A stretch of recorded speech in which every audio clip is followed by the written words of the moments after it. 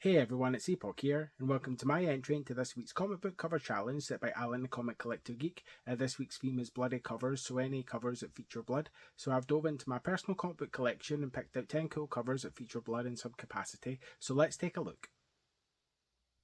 First up this week is Blossoms 666 number 2, and this is quite a subtle one to start off with. Here we have Cheryl Blossom here.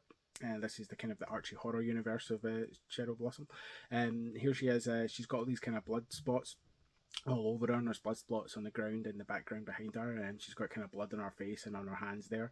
So just a wee subtle one to start off with some minimal blood on the cover of Blossoms 666 number 2.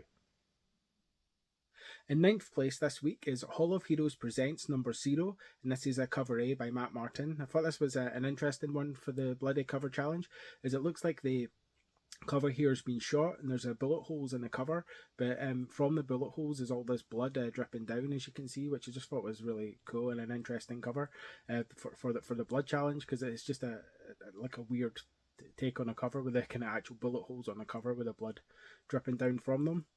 Hall of Heroes Presents number 0 is also the first appearance of Salamandroid, and his first cover appearance is the B cover of Hall of Heroes Presents number 0. So yeah, just a cool cover with featuring blood there in a unique way. So that's Hall of Heroes Presents number 0.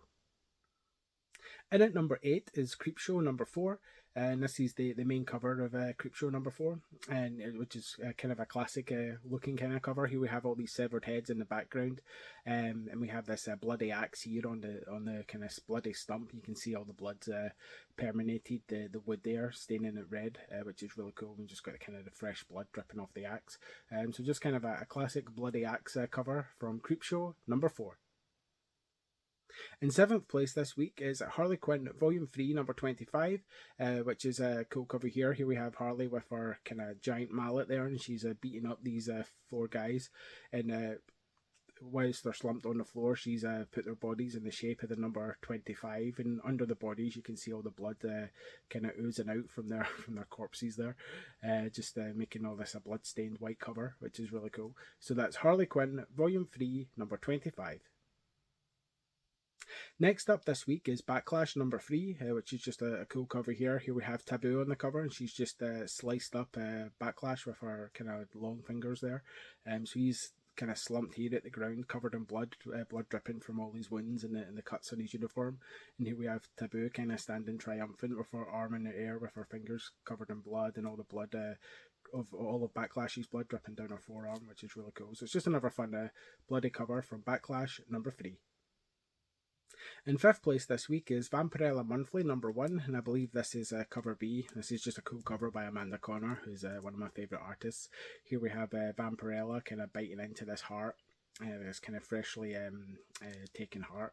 So her mouth is just covered in blood. There's blood dripping from her lips in her mouth, and all the blood kind of oozing out of the fresh heart there and dripping down onto her body and onto her hands there.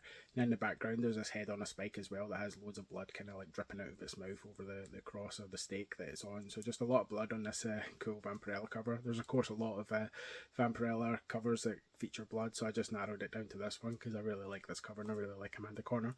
So that's Vampirella Monthly number 1. And speaking of Vampirella, the 4th spot goes to Draculina Blood Simple number 1, which is the second Draculina miniseries, and of course Draculina is the sister of Vampirella. And here we have her on the cover of number 1, which is the main cover by Gianna Cletto. It's just a really cool Draculina cover here. Here she is kind of walking forward, covered in blood, blood just dripping off her everywhere.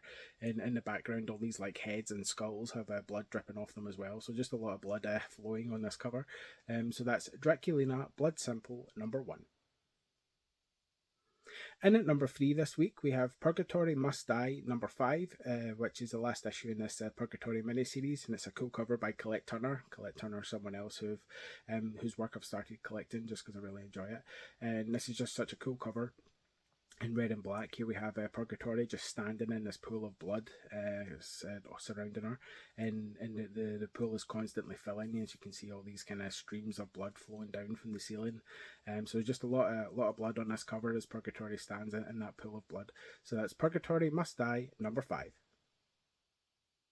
In second place this week goes to Glory number 3, which is just this kind of cool bloody scene. It's a murder scene almost, where we have Glory sitting on the bed here, and there's this guy that's come to an unfortunate end. It looks like his heart's been ripped out, and there's all blood kind of emanating from the wound, and all the blood from this guy's body is dripping down off the bed onto the floor, and you can see this kind of pools of thick blood here on the floor, and then also someone scrawled this weird cult-looking symbol and blood on the wall from the blood from this guy, and Glory's just sitting there shocked. So it's just a really cool kind of murder scene, bloody cover.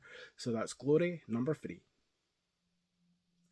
And my number one pick this week for the bloody comic cover challenge is Bloody Hell, which is a British comic from 1992. This is kind of a larger size. It's always magazine size. A lot of British comics are kind of that size format. This is for adults only, this comic, just because of the nature of some of the stories, but the cover is just really cool. So the cover is from the perspective of a severed head looking up out of the basket. You can see the executioner there with his bloody axe and blood dripping off it, and then the kind of neck of your corpse on the block there, and all the blood dripping down from that. So it's just a really cool bloody cover. Just really enjoy it. And I think this might have been the only issue of Bloody Hell, but yeah, it's what a cover. It's just really great. So I'm glad to have this. I don't have it in a bag and board because I don't have any bag and boards this size at the moment, and the bag that was in is quite dirty, so I've taken it out so you can see it better here. But yeah, just a great kind of severed head cover with lots of blood dripping down. Yeah, so really cool one. So that's Bloody Hell. So that was my entry into this week's comic book cover challenge set by Alan the Comic Collector Geek. This week's theme was, of course, bloody. So any covers that feature blood in some capacity. So if you'd like to take part, then just dig into your personal comic book collection and pick out 10 covers that feature blood, which you think are pretty cool, and just make a video. Use the hashtags #bloody and Friday Comic Challenge. That way everyone can click on those hashtags and take a look at your video and never know, see some cool stuff you want to add to your collection, or likewise you might see some cool stuff on other people's videos that you want to add to your collection as well. There's quite a lot of covers I could have included here, so it's quite fun trying to narrow it down. There's a few covers that Alan showed as well that I could have used, but I decided not to, of course, because he showed them. There was one cover, Vampironica number 5, which is a really cool cover that I love, with Vampironica bathing this swimming pool which is filled with the blood of the people floating in the pool.